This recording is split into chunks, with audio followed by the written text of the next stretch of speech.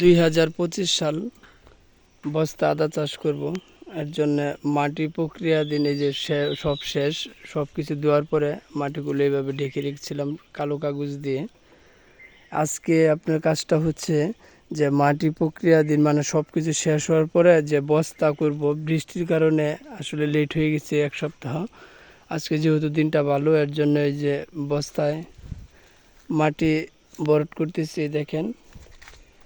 তারপরে লেবার পাওয়া গেছে না, ওই যে ছোটো ভাই নিয়ে বস্তা করতেছি, যে ওকে নিয়ে বস্তা করতেছি, আমি নিজের সাথে থাকিয়া যাই, ওর কিছু কিছু পারা যায়, দুইজনে মিলে বস্তাগুলো করতেছি, বস্তা ভরাট করতেছি।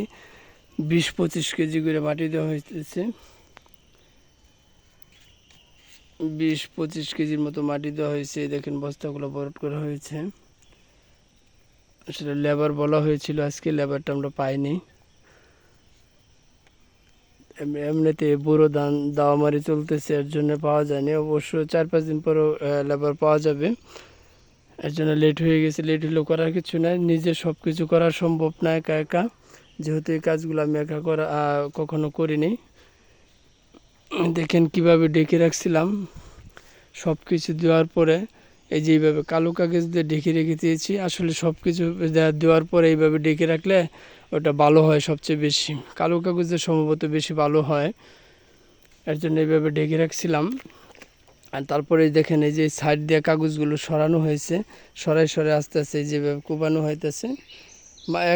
মাটি কিন্তু 2 কোপানো দেওয়া শেষ, এটাই লাস্টে, বা মাটিটা কোদাল দিয়ে নামিয়ে জাস্ট মিক্সড করে শুধু বস্তায় ভরা হচ্ছে। এখন কোপানো ওইভাবেই করতে হচ্ছে না। এই দেখেন বস্তা আদা চাষ করতে গেলে অনেক পরিশ্রম করতে হয়, অনেক ক্রিটিক্যালি সিস্টেম আছে অনেকগুলো, এগুলো কাজগুলো শেষ করতে হয়। 2 মাস বা 3 মাস আগে থেকে পরিকল্পনা নিতে হয়, কিভাবে কি করবেন, কত বস্তা করবেন, এগুলো পরিকল্পনা আগে 2 থেকে 3 মাস আগে থেকে নিতে হয়, তাহলে সুন্দর হয় সবচেয়ে বেশি।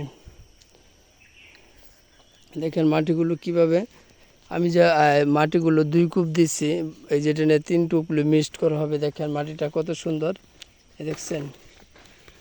এই যে মাটিটা কিন্তু একদমই হয়ে গেছে। দেখেন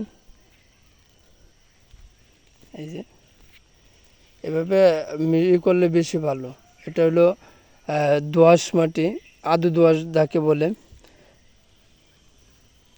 দেখছেন এই যে আড়াইলা মাটি হলে চলবে না,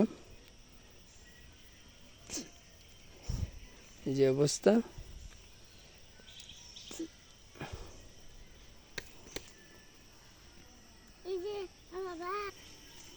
আপাতত এই বস্তাগুলো করা হয়েছে,